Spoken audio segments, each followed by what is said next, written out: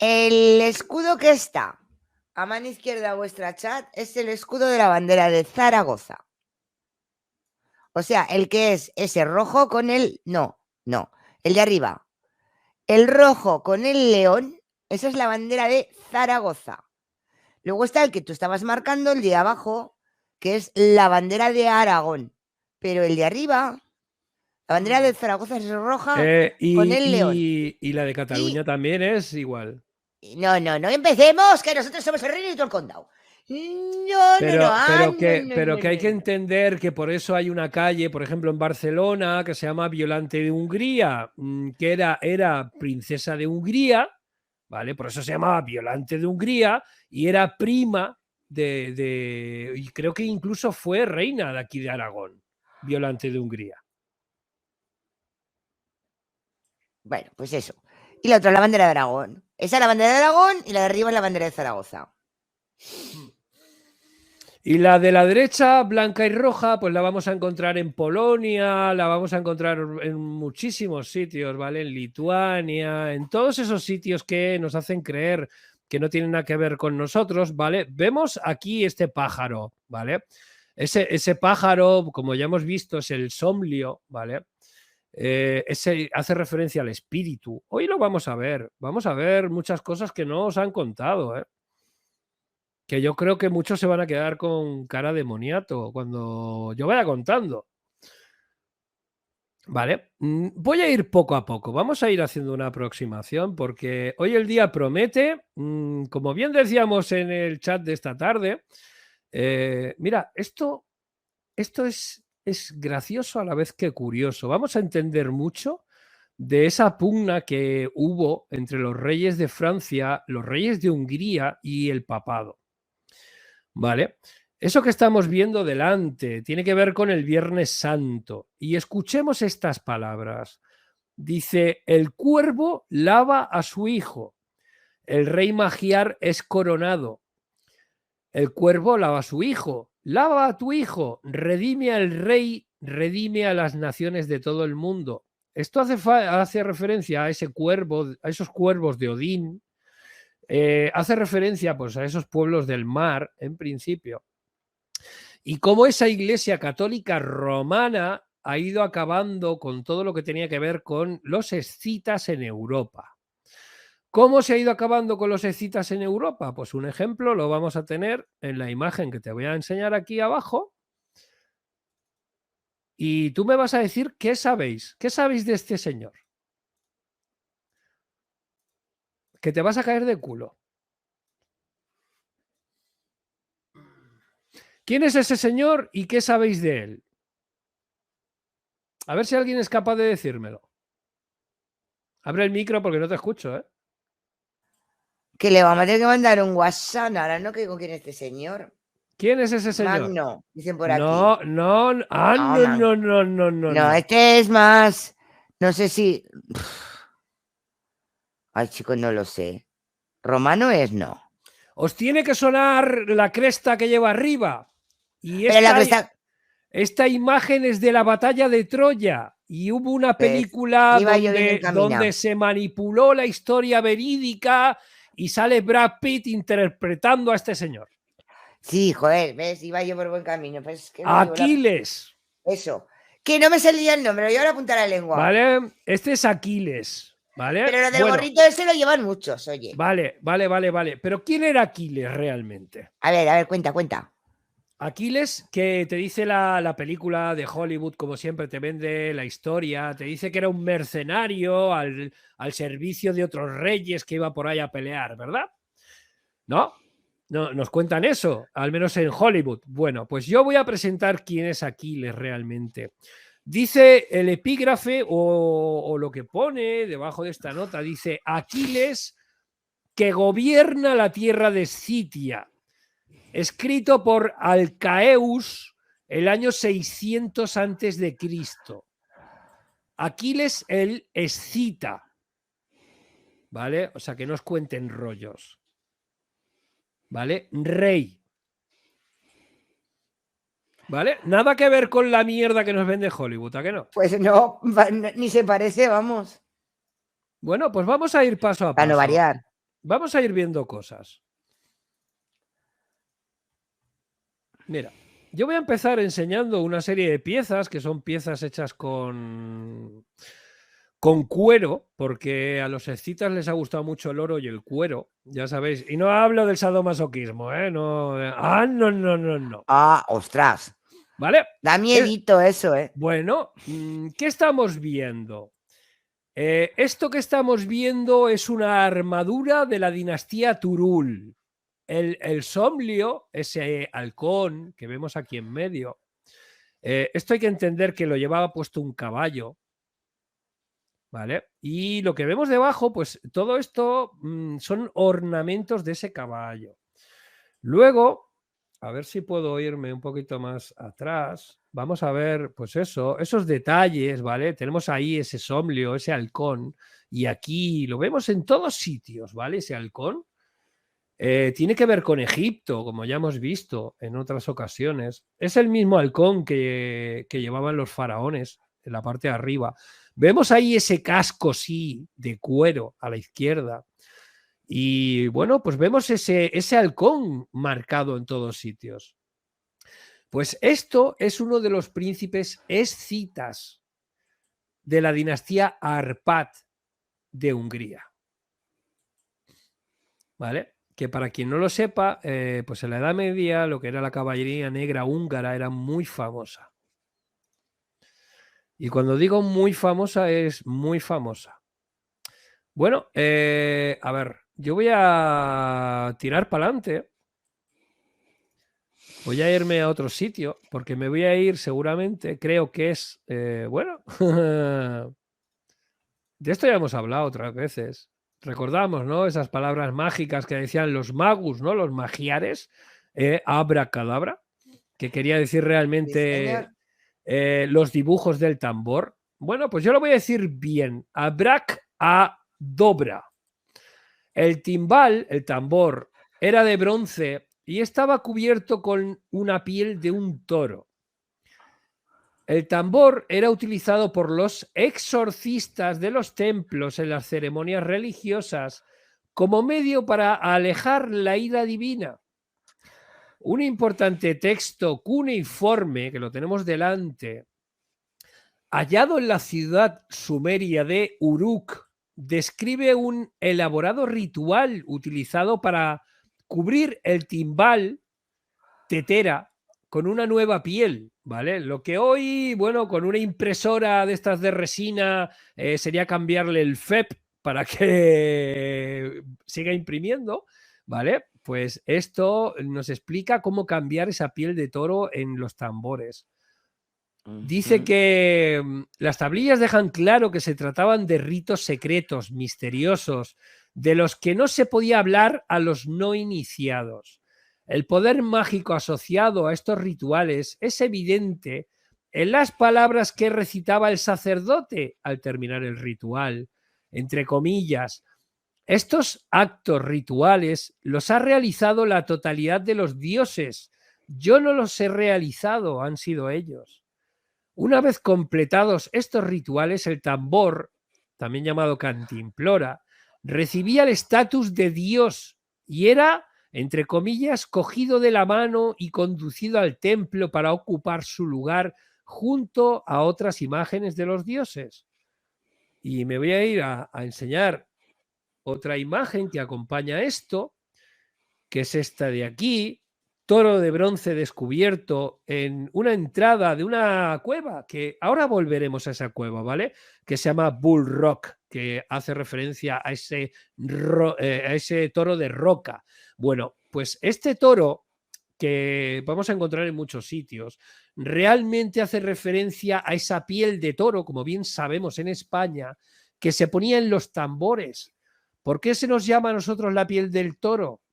No porque nuestro mapa tenga forma de piel de toro, sino porque, como hemos visto ya en otros programas, la población española era familia directa de esta gente, éramos pueblos del mar, éramos pueblos atlantes o llamados fenicios, también conocidos por daneses, vikingos en otros sitios, ¿vale?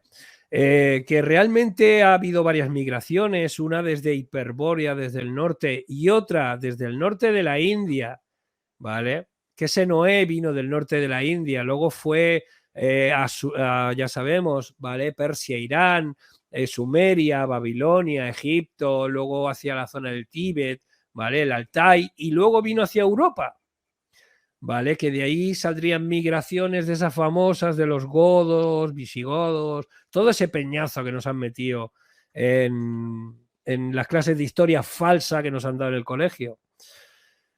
Bueno, pues eso que vemos es un cráneo y diadema, corona de bronce decorada, descubierta en el año 1872 dentro de esa cueva, ¿vale? Que se llama, bueno, en húngaro se llama Bichi Escalá, la cueva del toro, ¿vale? Vemos, ¿no? Cómo... Ya sé que me vas a decir que la calavera es fea, pero bueno. A ver, Venga, lo que hay. venga, pues dentro de lo que se encontró dentro de esa cueva, se encontró un altar de piedra, dice, en el que se exhiben 2 brazos cortados con bronce, pulseras y anillos de oro. ¿Vale? O sea, debéis entender que muchas veces incluso esos artes secretos que han llevado estos a veces magos negros, como hemos visto en muchos sitios, pues a determinadas personas se les ha utilizado para esos sacrificios. ¿Vale? Bueno, yo voy a seguir y voy a leer más cosas que vamos a ir viendo de todo lo que se ha encontrado. A ver, dentro de esa cueva. Vamos a ver más cosas. Vemos esos símbolos de la derecha, esas esvásticas que realmente vienen de la India, que lo podemos encontrar en la frente de Buda, por ejemplo. Que se ha utilizado a los nazis para demonizar este símbolo, porque este símbolo es nuestro de siempre. Y hay que entender que el judío, que fue esclavo de los asirios en Babilonia, este símbolo es asirio. Hay que entender que los judíos utilizaron a Hitler para demonizar los símbolos asirios. ¿Vale? Por eso Hitler utilizó este símbolo. Recordemos, como ya hemos visto en otros textos, cómo Hitler refundó la raza judía moderna. Bueno, yo voy a continuar enseñando cosas y esto es en un carro, ¿vale? Dice, los secretos de la cueva del Toro, ¿vale? De la Roca del Toro. Probablemente el sitio arqueológico más enigmático y misterioso de Europa. La cueva de Vichy Scala, dice Bull Rock, en el valle de Kritín, República Checa. Fue investigada por primera vez en el año 1867 por un médico local llamado Jindřich Wankel, quien inicialmente descubrió rastros de un asentamiento paleolítico. 2 años después, el interés del sitio se intensificó cuando 2 hermanos jóvenes descubrieron una estatua de bronce del toro celta, fechada en el año 560 a.C., en el hall de la entrada de la cueva. La investigación posterior ha establecido que la cueva fue ocupada por periodos cortos durante los periodos paleolítico, eneolítico, dice también Hallstatt, Latén y medieval. Sin embargo, los descubrimientos más espectaculares del sitio datan del siglo VI después de Cristo, que llegó durante una excavación amateur de 2 meses en el año 1872. Dice que durante el curso de esta campaña, debajo de una capa de piedras y piedra caliza quemada, descubrieron una chimenea con piezas de cerámica, herramientas, adornos de bronce, oro, joyas, espadas, armaduras y cuentas de vidrio. Dice que la cantidad de frascos aún contenían también harina, mijo y carne, que también fueron encontrados. Dice que en la parte posterior de la entrada, dice que la edad celta, de la edad del hierro, el taller de metal y herramientas, dice que fueron descubiertos. Nos habla de el jefe Burial, Vamos a ver, porque hay otra imagen, esta de aquí, que se ve un poquito mejor. Nos dice el jefe Burial: lo más espectacular fue la escena en el hall de entrada, donde alrededor de 40 cuerpos humanos, a algunos les faltaba la cabeza, las manos y los pies, fueron encontrados. Uno de los cráneos había sido colocado en un cubo, ¿vale? Como yo tengo al Capitán América ahí, pues ahí había otro con la cabeza metida en un cubo. Dice: en un altar de piedra adornado con tallos de grano yacían 2 brazos con pulseras y anillos de oro, que las hemos visto, al lado del cual había un cráneo que estaba dividido por la mitad. Más profundo en la cueva, los restos de un carro con accesorios de bronce y el esqueleto de un hombre fueron descubiertos. Basado en los artefactos, el doctor Wankel concluyó, dice que eso que se había encontrado en la tumba era uno de los jefes celtas, enterrado con sus joyas, armas, comida, caballos sacrificados y doncellas jóvenes. Normalmente había una tradición que muchos de los que habían sido parte de la corte de ese rey, pues al subir al trono un nuevo rey, pues los anteriores iban todos a la tumba con el rey, ¿eh? Dice, sin embargo, eso lo han hecho en Egipto también, para que no contaran ningún secreto del monarca. Sin embargo, la visión más bien romántica del médico local de la evidencia arqueológica dice que no ha llevado a escrutinio científico. Dice que una investigación reciente del mineral ha ilustrado que el funeral Chariota, en el que el supuesto jefe yacía enterrado, no era uno, sino 3, ¿vale? De diferentes tiempos. Dice, además, los restos humanos fueron no todos femeninos inicialmente como se pensaba. Dice, y el análisis posterior ha indicado que la mayoría fueron hombres y mujeres entre 30 y 45 años, mientras que los restos de niños también fueron identificados. Dice, la naturaleza de la masacre. En la cueva tampoco queda clara, dice, y el examen posterior de los huesos proporciona más preguntas que respuestas. Por ejemplo, los arqueólogos hasta ahora no han podido establecer si los individuos eran sacrificados o habían sido asesinados.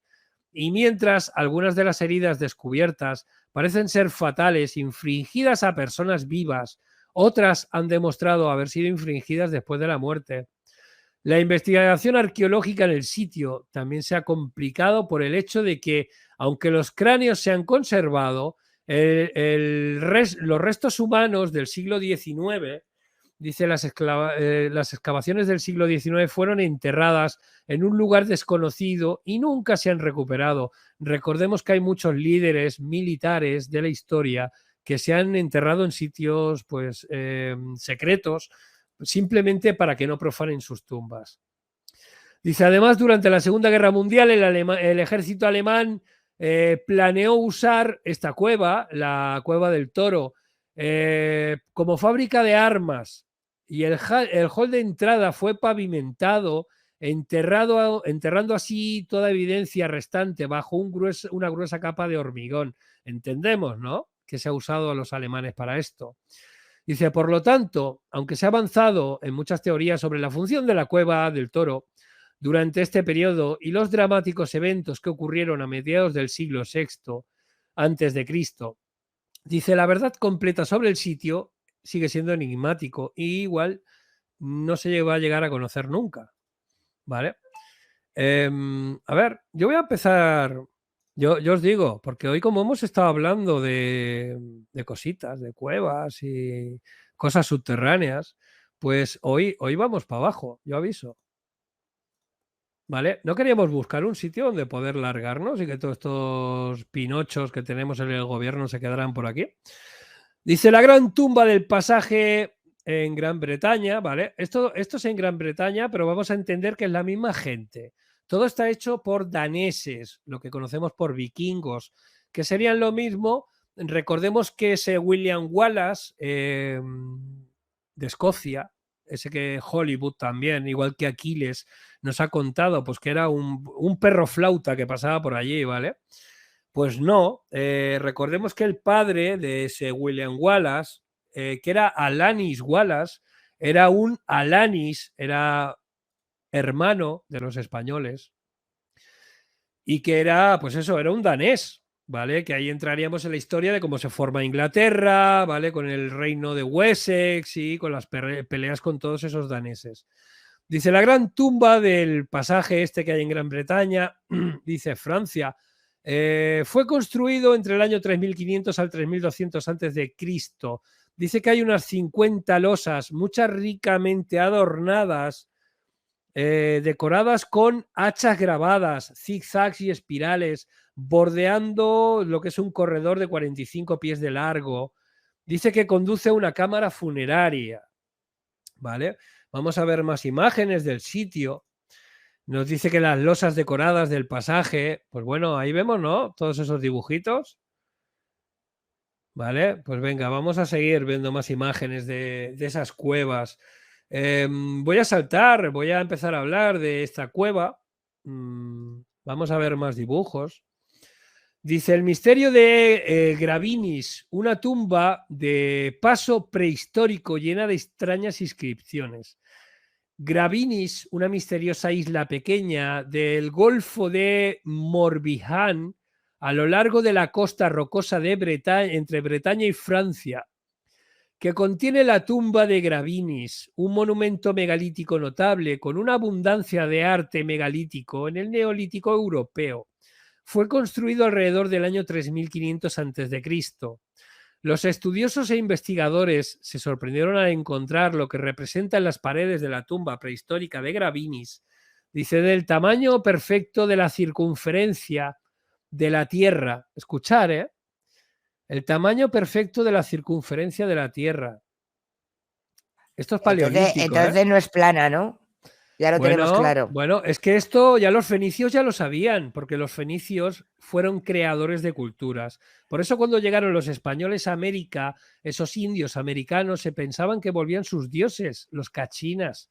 Hay que entender que los cachinas pues venían del lado asiático, que era de nuestra familia también, pero tienen más que ver con los húngaros. Por eso a día de hoy todavía el dialecto que hablan en el Amazonas, esos indios del Amazonas, si hablas magiar húngaro, eres capaz de comunicarte con ellos, ¿vale? Porque son lenguas hijas de una lengua madre.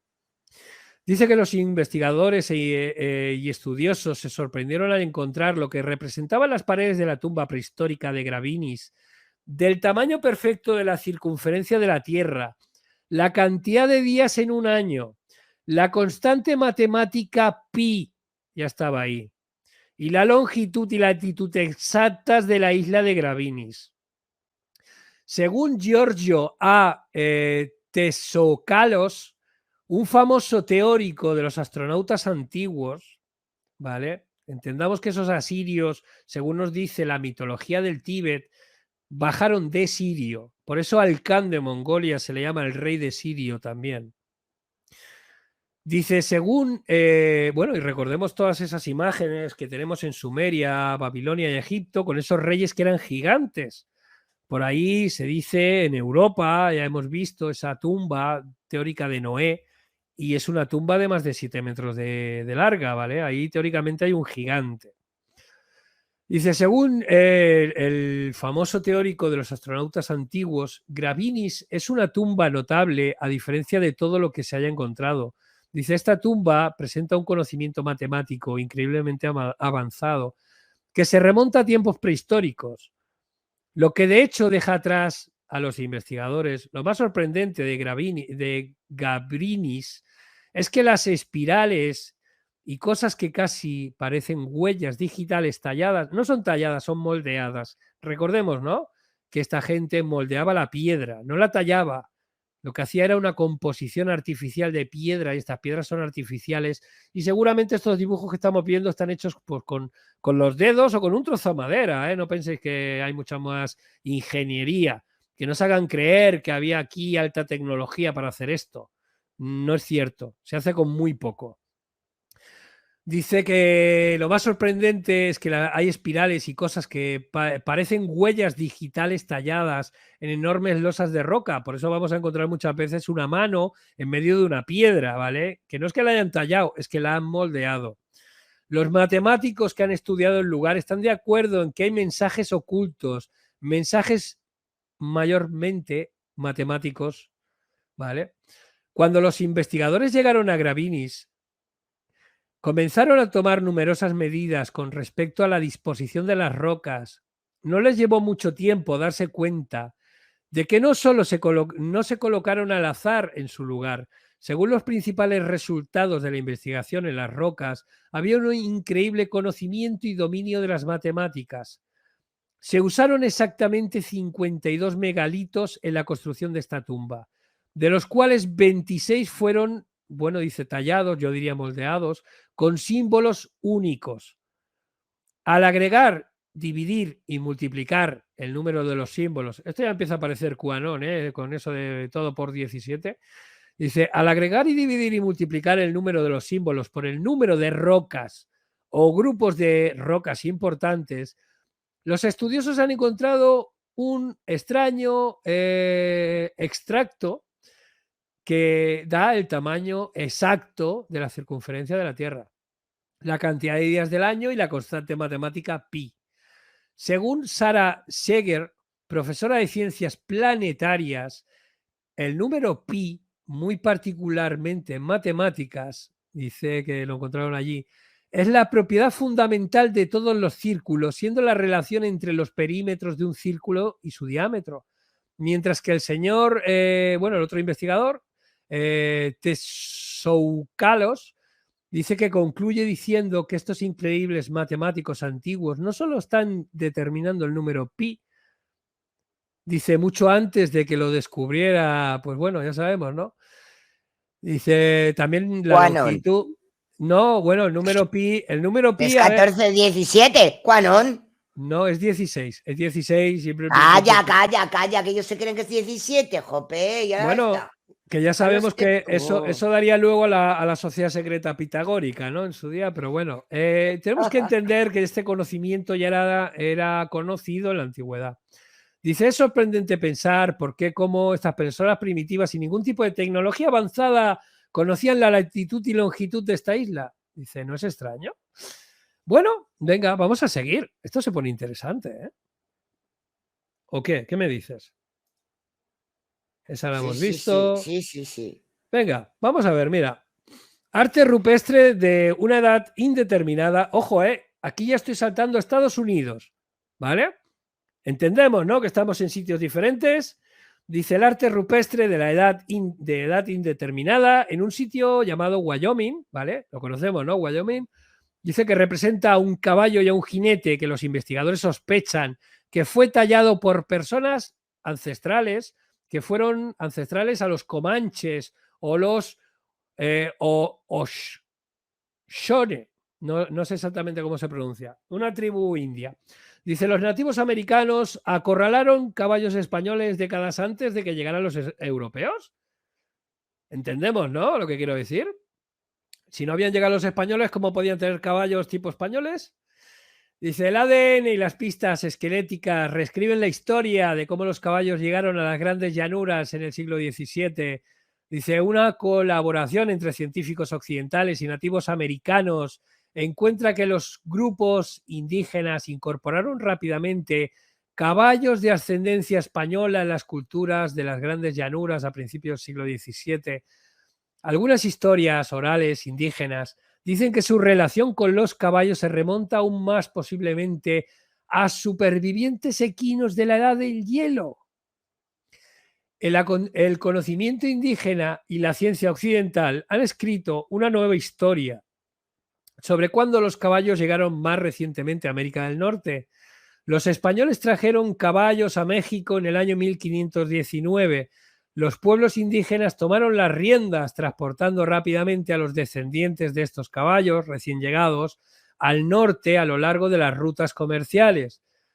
Como resultado, un nuevo estudio encuentra que muchas poblaciones de nativos americanos en las grandes llanuras y las montañas rocosas habían incorporado caballos en su forma de vida a principios del año 1600, décadas antes de encontrarse con los europeos. Este escenario poco convencional de cómo los caballos domesticados se extendieron originalmente por América del Norte, Central y Occidental daña la narrativa anterior. La cuenta escrita europea, que datan principalmente de los años 1700 al 1800, sostienen que los caballos se extendieron por primera vez a América del Norte en grandes cantidades después de que la gente de pueblo expulsara temporalmente a los colonos españoles de México en el año 1680. Dice, pero existía poca evidencia para confirmar o negar esta afirmación. Los textos históricos europeos no hicieron ciertos para la arqueología, o no sonaron ciertos para la arqueología, bueno, de Yvette Running Horse Collin, del Centro de Antropología y Genómica de Toulouse, en Francia. El Running Horse Collin es miembro de la nación Oglala Lakota. Las poblaciones de las grandes llanuras como Lakota y Comanche hablan de haber cuidado, pastoreado e interactuado con caballos muchos antes de que aparecieran los europeos.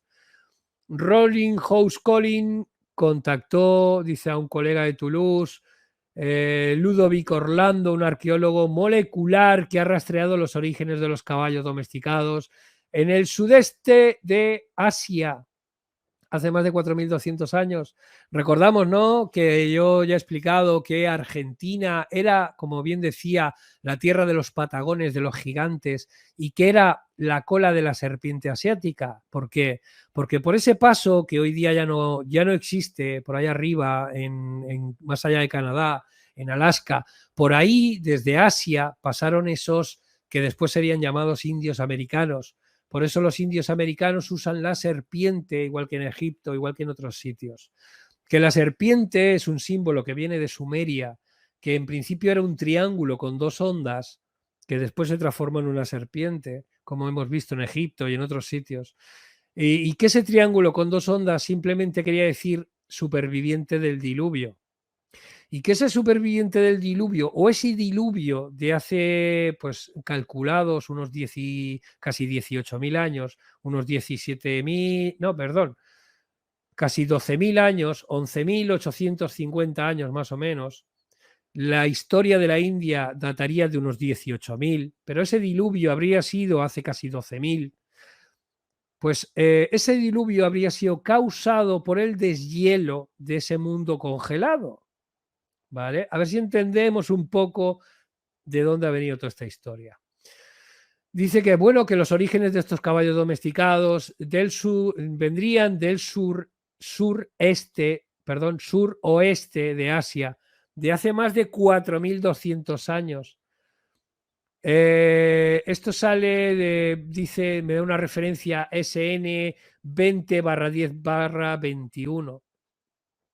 El dúo organizó una gran colaboración de científicos occidentales y académicos y funcionarios indígenas, incluidos miembros de las naciones Lakota, Comanche, Pawnee y Pueblo.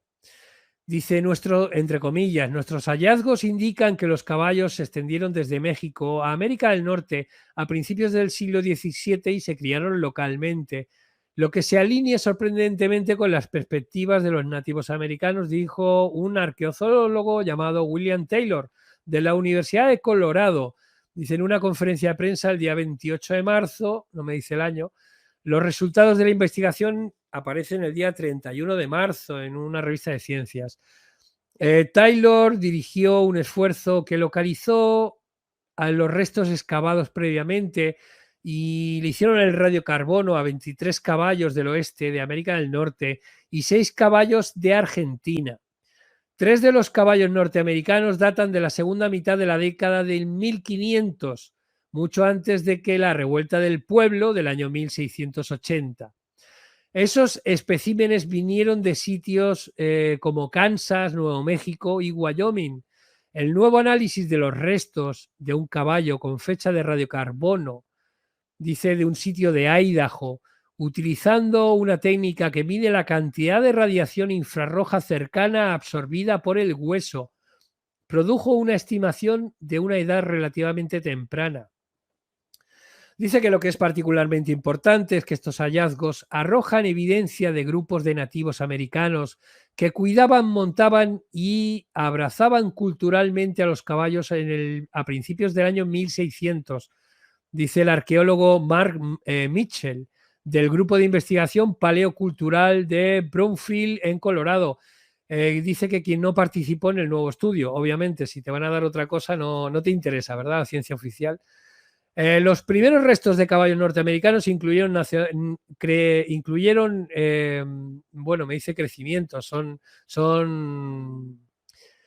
dice crecimientos óseos en la parte posterior del cráneo, consistentes con el uso de un cabestro o brida, ¿vale? Ya llevaban correas. Dice un caballo de la década del año 1500 mostró el tipo de daño dental visto por el uso de una boca metálica de una brida.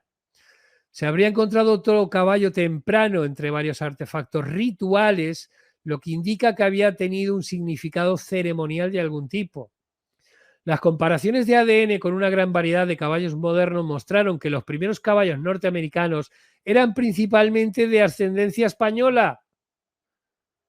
Vale, entendamos que se ha mezclado lo del 1680 con lo anterior y que los españoles, cuando eran los pueblos del mar, antes de ser colonizados por Roma, ya habíamos estado en América. Algunas historias orales indígenas sugieren que sus interacciones con los caballos se remontan a miles de años y equinos que podían haber sobrevivido a la edad del hielo. Pero el análisis de ADN recuperado de los restos de 2 caballos de la edad del hielo encontrados anteriormente en Alaska, uno que data de hace unos 26.100 años y otro que hace unos 28.400 años, no mostró directamente lazos con caballos norteamericanos posteriores. Los científicos generalmente sospechan que caballos salvajes evolucionaron por primera vez en América del Norte. Dice que más de decenas de millones de años antes de esos 10.000 años. Dice, por ahora la evidencia científica solo apoya la interacción pre-europea de caballos de las sociedades de las grandes llanuras, dice el arqueólogo de la Universidad de Oxford, Peter Mitchell, quien no formó parte de la nueva investigación. La investigación adicional necesita establecer con precisión cuánto tiempo sobrevivieron los antiguos caballos salvajes en Alaska. Dice, sin embargo, Taylor y sus colegas han casado la ciencia occidental con el conocimiento indígena de una manera que establece un nuevo estándar para la investigación arqueológica sobre la propagación temprana del caballo y la absorción del uso de caballos por los grupos indígenas en todo el mundo, dice Mitchell. ¿Qué te ha parecido la historia de los caballos en América? Qué curioso, ¿no? Y qué transgiversaba esta. Es que al final es todo lo mismo. Pero ¿te has dado cuenta cómo todo ha ido más o menos conducido? Venga, vamos a ver un vídeo sobre esa cueva que hemos visto, ¿vale? A ver si te la puedo pasar. A ver, que voy a buscar el vídeo aquí y te lo mando. Nada que ver con todo lo que nos han contado. Ya te digo. ¡Ja! Vamos, que no nos han dicho una verdad ni aun durmiendo, ni confundiéndose, ni confundiéndose. No hay forma. A ver si me deja reenviártelo. Pásamelo. Cualquier parecido con la realidad es mera conciencia, ¿no? No sé si dura mucho o poco. A ver, es el que acompaña. A ver si me deja ver cuánto dura esto. Bueno, dura 4 minutitos. Vamos a estar viendo pues ese sitio donde está esa cueva de Gravinis, aquella que tenía las ondas, ¿vale? Y dura nada, no lleva 4 minutitos. Dice que es la Capilla Sixtina del Neolítico. Del Golfo de Morbihan.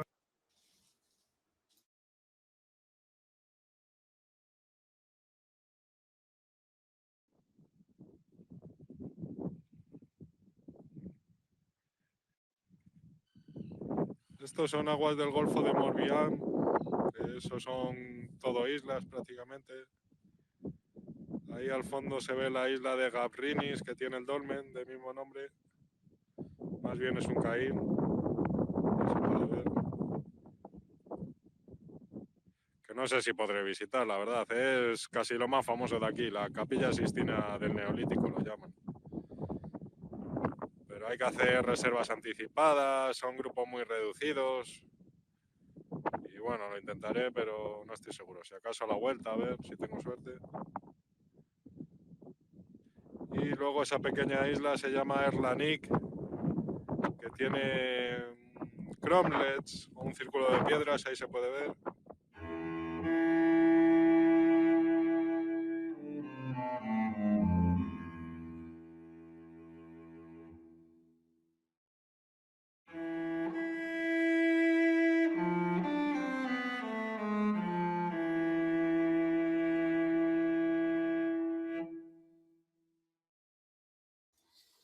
Ahora lo que vamos a ver es una réplica de esa cueva.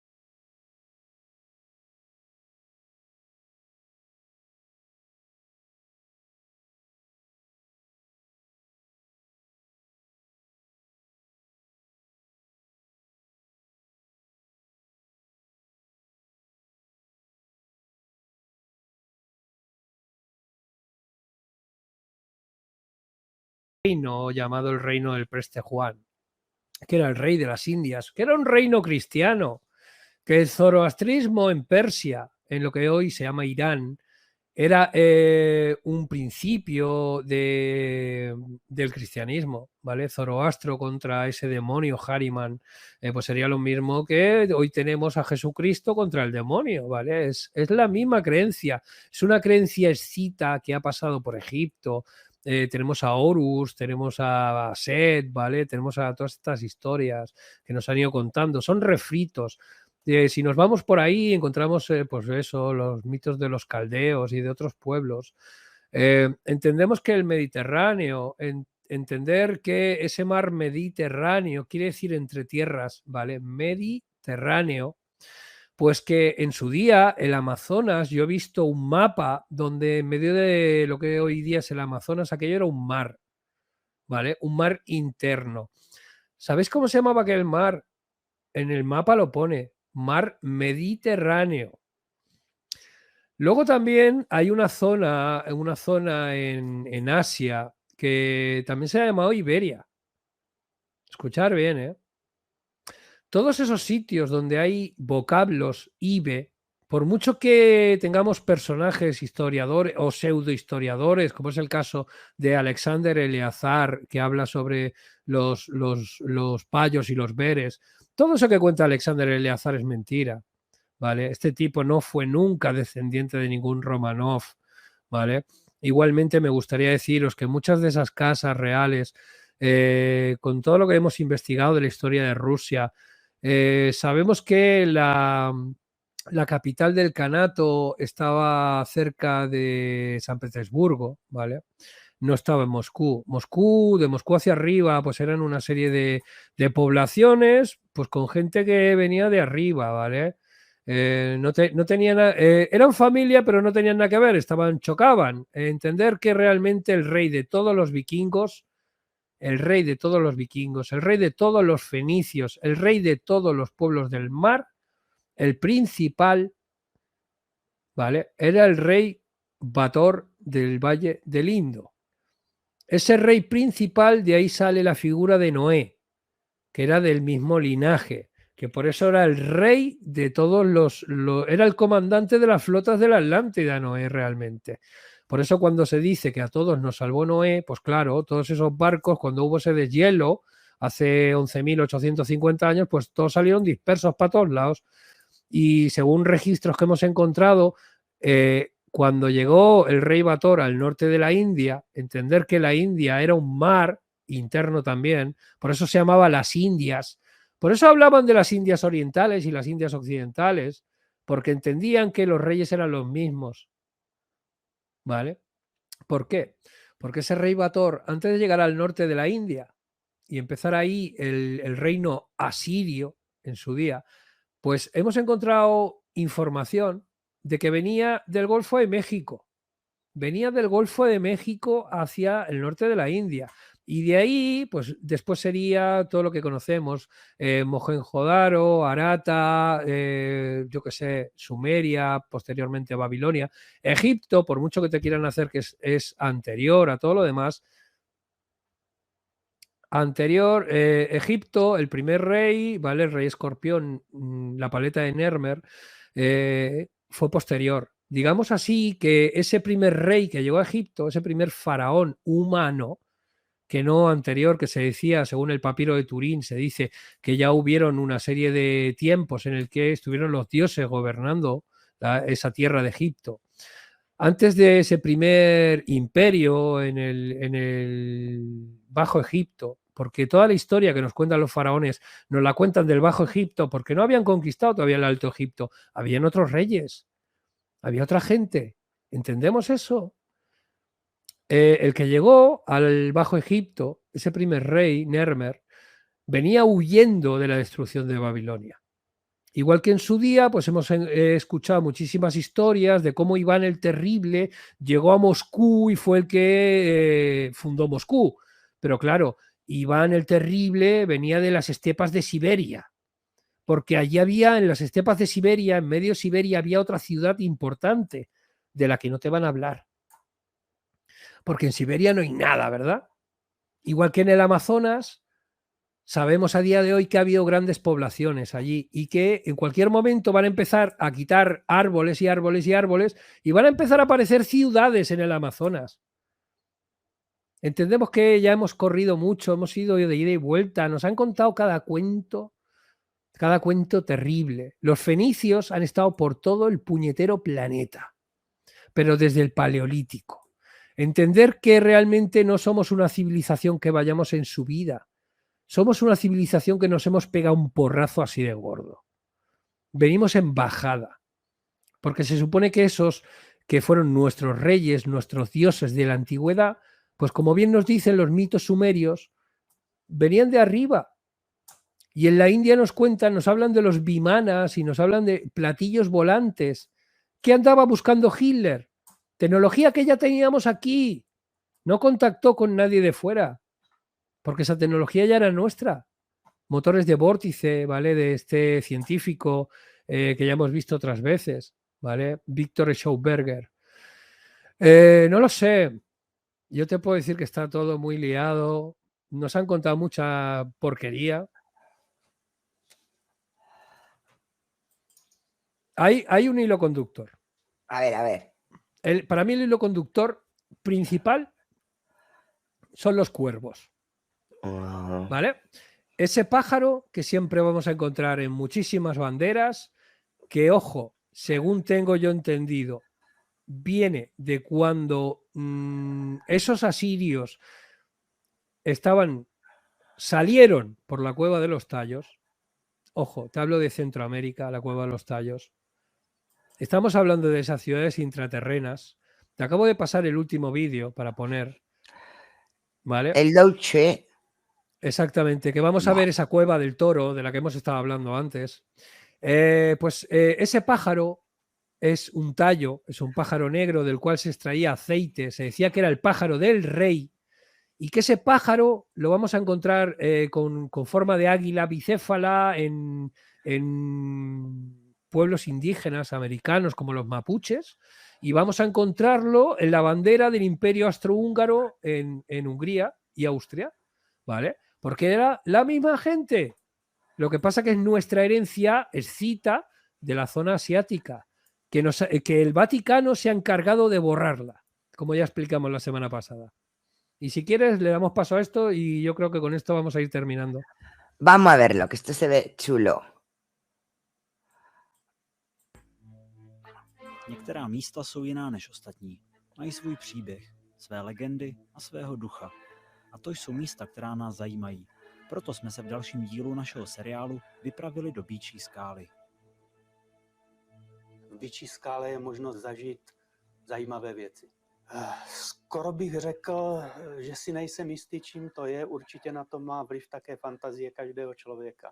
Ale je to jeskyně, kde se dělí hrozné věci a možná, že je to nějak cítit i dodnes.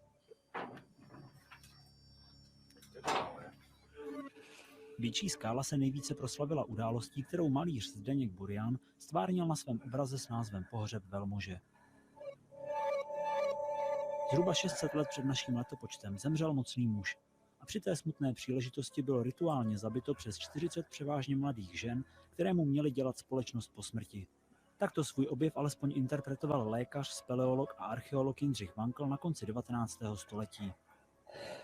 Doktor kopal právě tady této přeci, kde se zrovna nacházíme.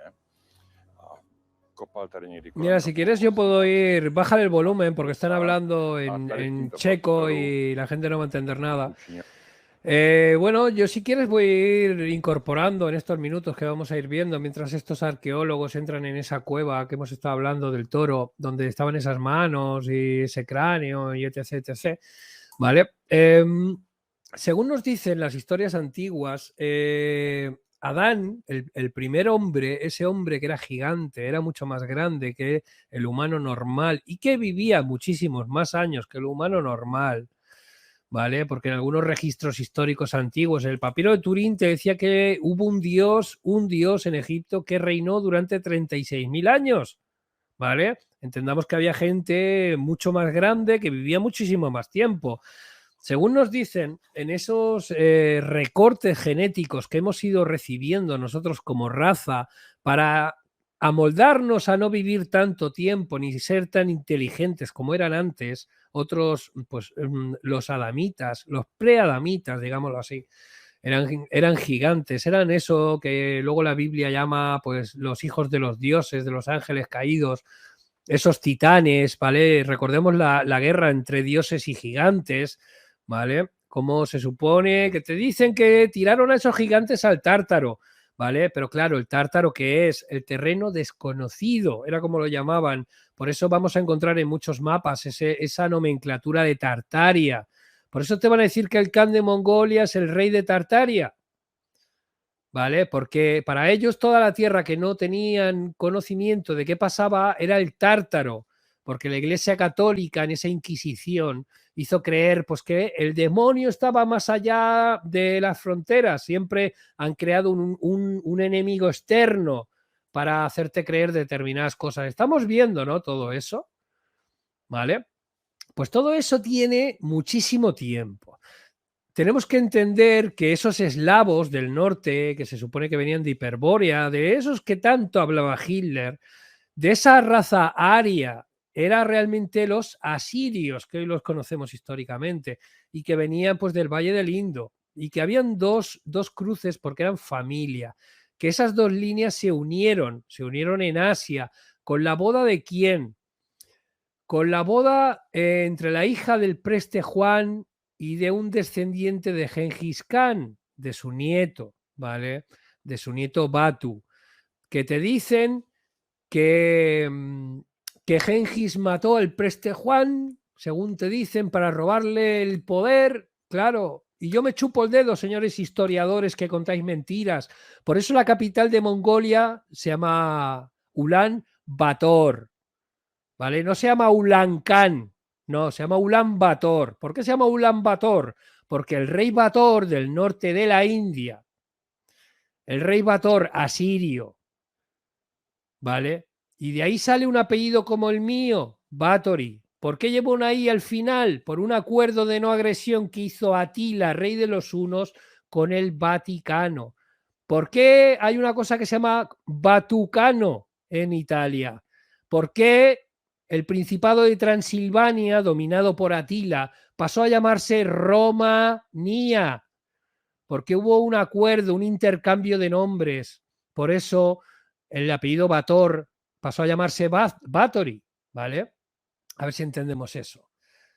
Pues realmente el rey Bathor era el rey de todos los daneses, de todos los vikingos, de todos los fenicios y de todos los pueblos del mar, que era el rey principal de esas flotas atlantes que, pues, que se manejaban por todo el mundo, ¿vale? Y que esos eslavos no son los únicos, son familia, pero no son los únicos, que hay muchos más pueblos, que dentro de esos vikingos, pues los había rubios, los había morenos y los había pelirrojos, y que nosotros, los alanis españoles, simplemente somos una derivación dentro de esos hijos de Noé que se documentan históricamente en los papeles. Hay uno que se llama Tarsis y que nosotros descendemos de esa casa, somos la casa de Tarsis, y que de eso hablan personajes como Moyano, como tantos otros que nos han hablado pues de esa historia, ¿cómo era? Belicena Vilca. Si quieres ya lo puedes quitar, ya se ha terminado. Pues nos hablan en Belicena Vilca de la piedra del alma, ¿vale? Y nos hablan de muchas cosas, que muchas cosas son manipulaciones históricas, cogiendo cosas que son verdad, historias reales, y transformándolas a la propaganda del Vaticano y transformándola a la propaganda que les interesó en aquellos momentos a las R's, que ya estaban, pues eso, jesuitas, judíos y R's, son la misma cosa, que al final son los que han estado manejando con sus hilitos el Vaticano.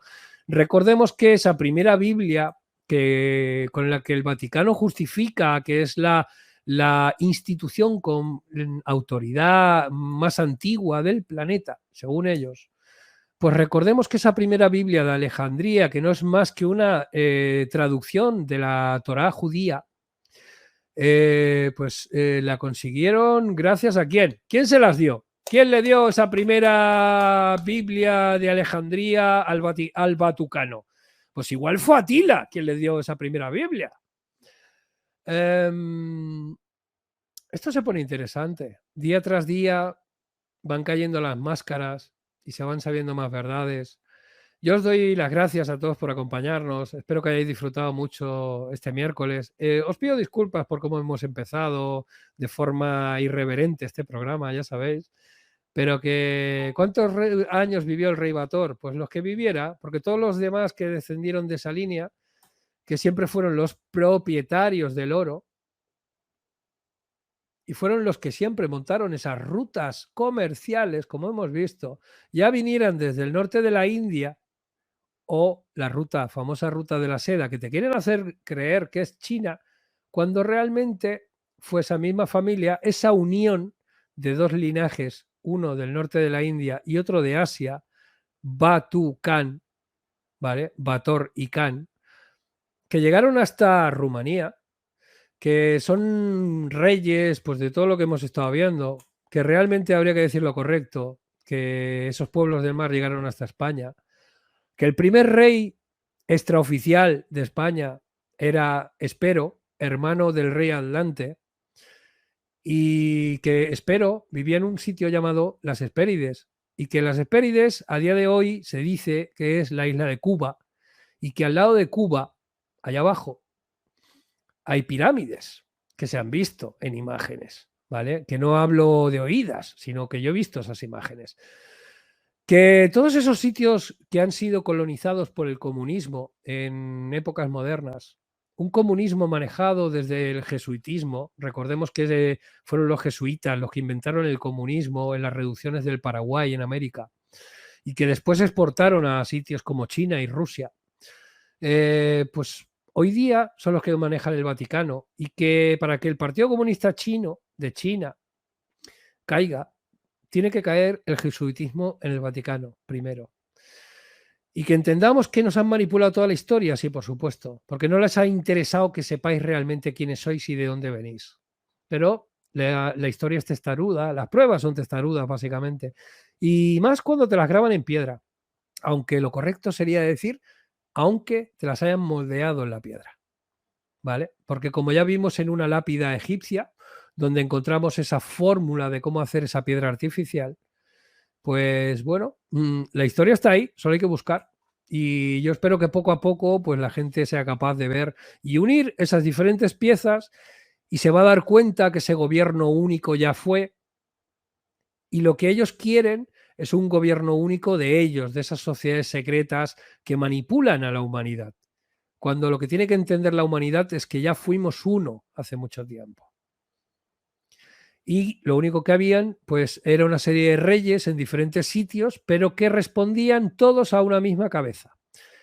¿Quién era esa misma cabeza? Pues como hoy día era M1, ¿vale? Era quien ponía el oro para que todos los demás jugaran, y ya está. Y lo que pasa es que esas sociedades secretas, esos jesuitas con esos judíos, han intentado usurpar, para eso fue la Primera Guerra Mundial, con el asesinato del archiduque Ferdinand, esa Segunda Guerra Mundial con los nazis.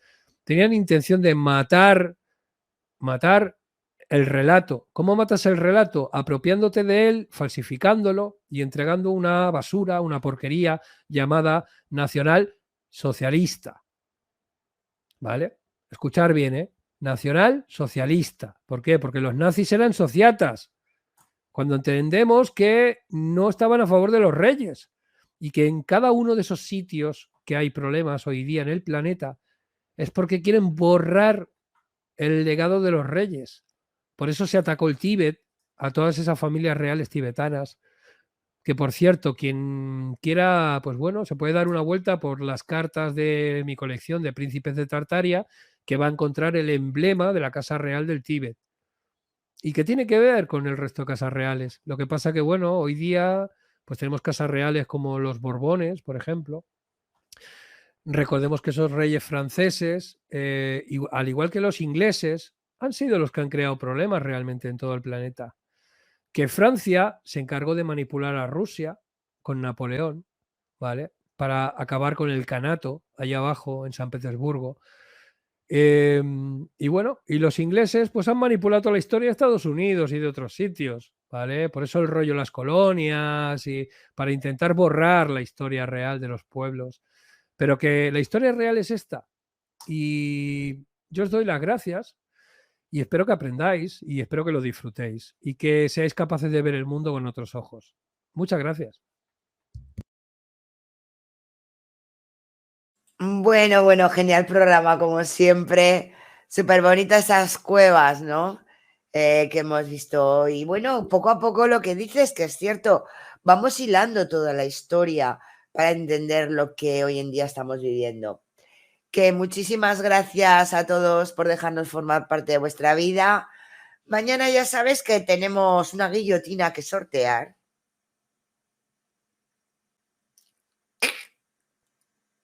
La cabeza que pongáis es cosa vuestra.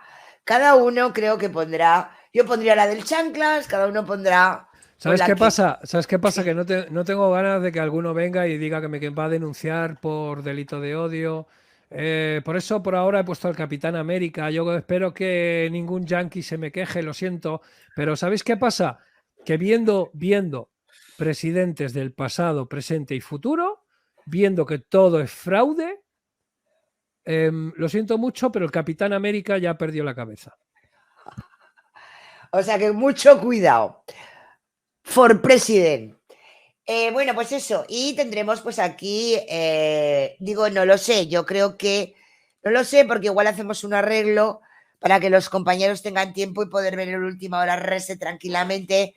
Ya veremos si lo que haremos con el programa de la noche, ya os lo comentaré, pero bueno, en principio los que van seguro van a ser ese tema de nuestro queridísimo Marcos para ayudar a nuestro Marquitos y luego el última hora reset.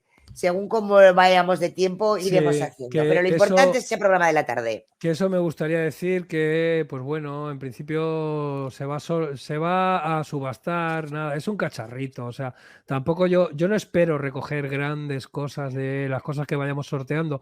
Igualmente se va a hacer algo para poder recibir todas, yo qué sé, donaciones o lo que sea, para todo dirigirlo directo para arreglar el tema, sobre todo de las clases especiales de Marcos.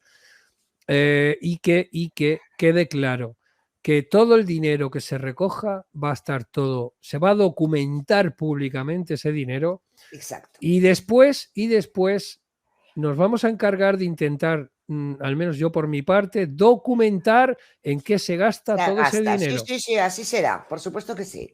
Porque la gente que ayuda tiene el derecho a saber en dónde ha Claro, caído su dinero. y Totalmente. de vez en cuando vamos a ir haciendo esto así, simplemente para que entre todos podamos ayudar un poco a estas familias.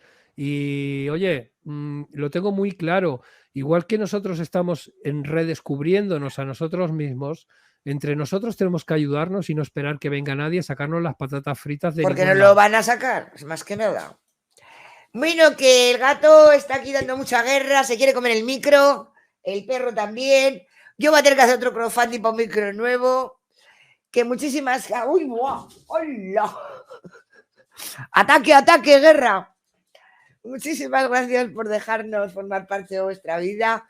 Que nos vemos mañana, sobre todo en el programa este de la tarde. Os iremos informando, por supuesto, por el Telegram. Un besito a todos. Y aquí os dejo pues con... Oye, perdonad, pero voy. Con los soldados digitales. Y a ver si a mañana tengo la nariz más limpita. ¡Oh, qué horror!